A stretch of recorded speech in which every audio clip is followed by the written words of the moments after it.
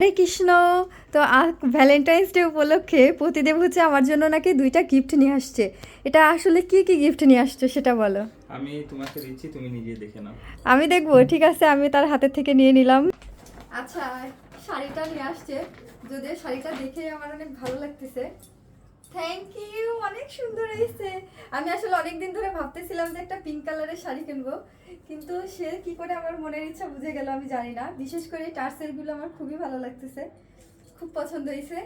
আর আরং থেকে কি নিয়ে আসছো? 2টা গোলাপ, একটা তার জন্য একটা আমার জন্য। আর কি নিয়ে আসছে? গোলাপটা আমি এদিকে রাখি। আর কি নিয়ে আসছি?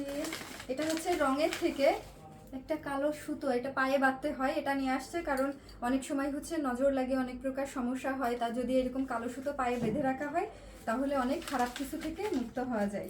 আচ্ছা, আর এটাই হচ্ছে আরঙের মেন স্পেশাল উপহার। এটা কাছে থেকে একটু দেখাও।